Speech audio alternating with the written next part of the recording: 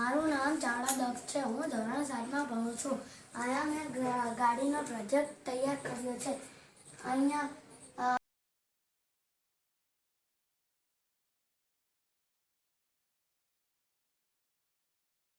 વિદ્યાર્થી મિત્રો, હું મિત્ર પ્રકાશ કણજરિયા આ યુટ્યુબ ચેનલમાં તમારું સ્વાગત કરું છું. અહીંયા આગળ સુરત ટ્યુશન ક્લાસીસ એટલે કે મારે ટ્યુશન ક્લાસીસમાં આવતા દરેક વિદ્યાર્થીઓને કંઈક ને કંઈક નવી નવી સ્કિલમાં એમનું ટેલેન્ટ છુપાયેલું હોય છે. તો આગળ એવો પ્રયાસ કરવામાં આવે છે કે વિદ્યાર્થીઓને કેવા પ્રકારની સ્કિલ છે અને સ્કિલના આધારે વિદ્યાર્થીઓને એમની રુચિના આધારે આપણે અભ્યાસ કરવાનો પ્રયાસ કર્યો છે.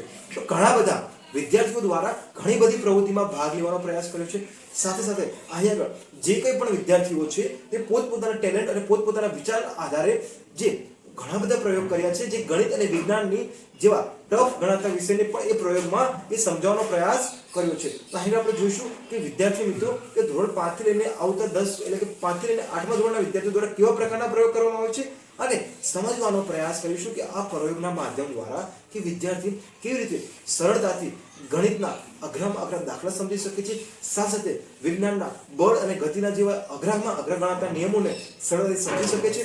વિદ્યુત અને વિદ્યુત ક્ષેત્રથી બનતા ઘણા બધા ક્ષેત્રફળો અને ક્ષેત્રફળોના આધારે સમજાવતા નળાકાર, ગોળ, ત્રિકોણ જેવા ભૌમિતિક આકારના અભ્યાસ કરતા સરળતાથી સૂત્ર પણ યાદ રાખી શકે છે. તો આપણે અહીં દરેક વિદ્યાર્થીઓનું પ્રેઝન્ટેશન જોઈશું, સાથે સમજવાનો પ્રયાસ કરીશું કે આપણે અહીં કેવી રીતે બાળકના પોટેન્શિયલને કેવી રીતે એને યુઝ કરીને રાઈટ ડાયરેક્શનમાં આપણે એને સોંપી શકીએ છીએ. તો મિત્રો, તમે જોવાનું ચૂકતા નહીં. કેમ?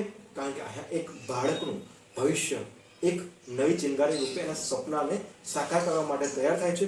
તો મિત્રો, આપણે જોઈએ. 2 ડીશ મોટર જોશે, 1 સ્વિચ, 4 ટાયર, 1 બેટરી અને 2 લાઇટ અને વાયર. અહીંયા 2 મોટર જોડવાની અને 4 ટાયર જોડવાના.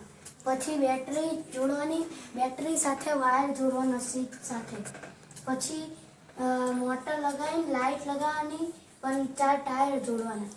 પછી મોટરને લાઇટ